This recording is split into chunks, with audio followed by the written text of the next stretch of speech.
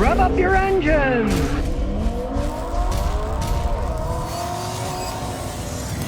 Today I'm going to talk about the last Nissan that I would ever buy. This is a 1999 Nissan Maxima. And truly it's one of the last good cars that Nissan ever made. 2000 or so, Renault started taking over Nissan and the quality has dropped ever since. But this old 99, it's still trucking on down the road. And how is it still going? Well, we'll check under the hood and you can see why.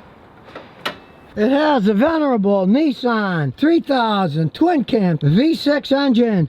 These things are bulletproof engines. And even back in the day here, timing chain on this baby. It doesn't have one of those horrible rubber timing belts that break. When Nissan started cheaping out and making engines that had rubber timing belts, that was a big mistake. Many of my customers had them, the belts broke, the engines are ruined. They said, I'll never buy another Nissan again. Put out a lot of horsepower, but they're very dependable. And yes, they are interference engines. But when you have a timing chain, it doesn't matter. The chains last so long.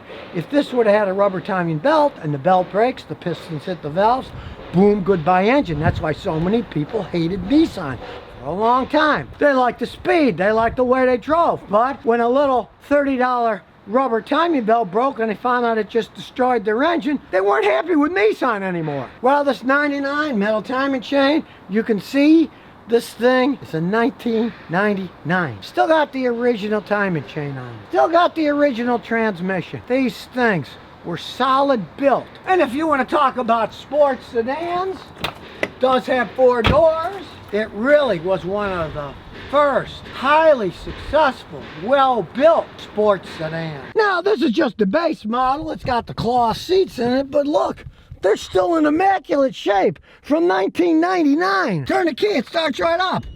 No fooling around. The AC still blows, cold as can be. The power windows still work.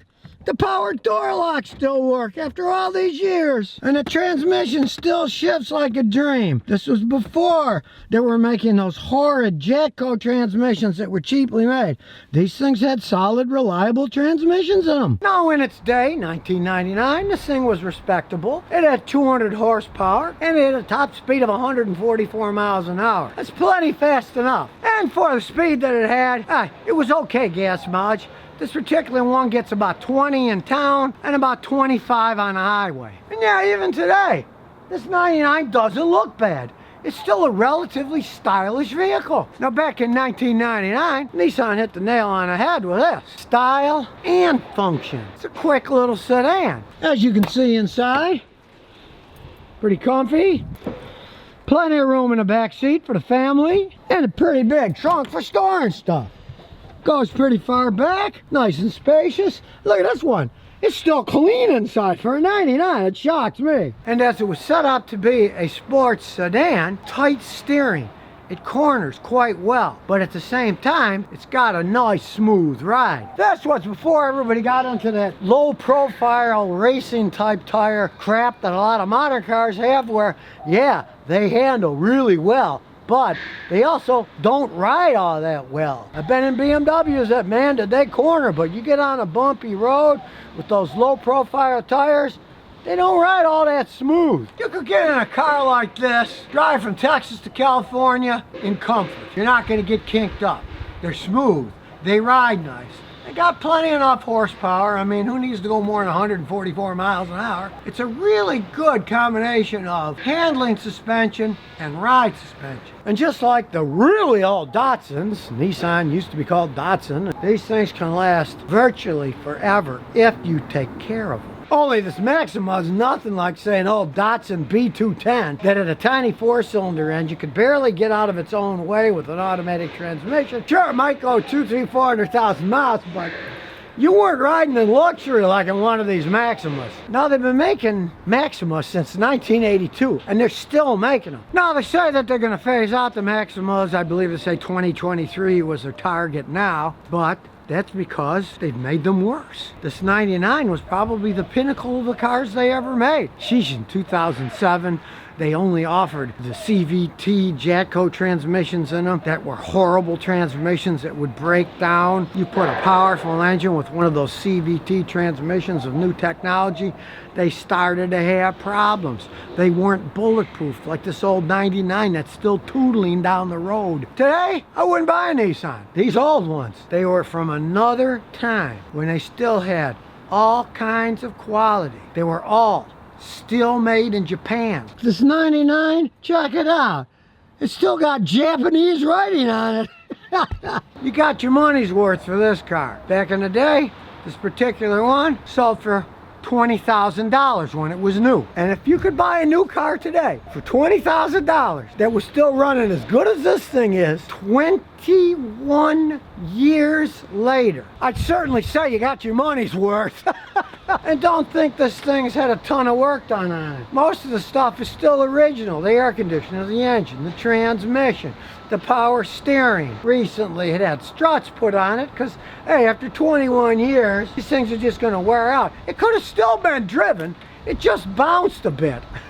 And she didn't want it bouncing, so new struts were put on. Consider all the other parts that are still original on it. Hey, they used to make these things in Japan correctly. Yes, it has a plastic aluminum radiator, but it's still the original one after all these years. Even the plastic was better made in those days. Take the top of the engine. Even though this is an old car, it's still got plastic intake, but was made thick, made with the correct type of gaskets. They've never been changed. It still runs perfectly fine. I've seen the modern Nissans, some of their plastic intake manifolds, they're made cheaper, thinner. I've seen them start to leak when they were 5 or 6 years old. And yeah, this is the base model, but the wheels still look pretty good.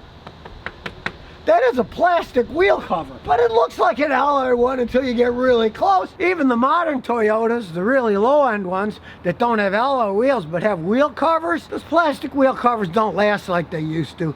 I have customers, they'll buy a cheap Corolla or something that just has wheel covers on steel wheels and not alloy, and those wheel covers, the plastic will crack when they're 4 or 5 years old. These babies are 21 years old and they still look good. So now you know the truth why Scotty would buy a Nissan, but it would be something like this 99 Maxima when they were making them right. And here's some bonus questions and answers. Ford Fuse 17 says, Scotty, you help me a lot. My question is, how often would you recommend non-routine maintenance like engine flush, injector cleaning, coolant flushes, and things to make it last longer? 2017 Ford Fusion Titanium with 80,000 miles. I've made videos on this.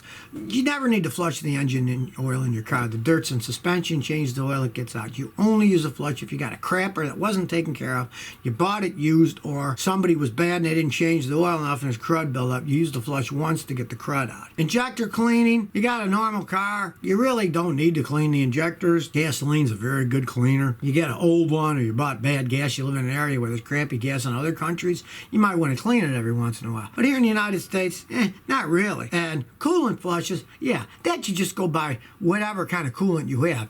If it's a 5-year, 100,000, do it every 5 years, 100,000 miles. If it's a Toyota, 7-year, 175,000, do it once every 7 years, 175,000 miles.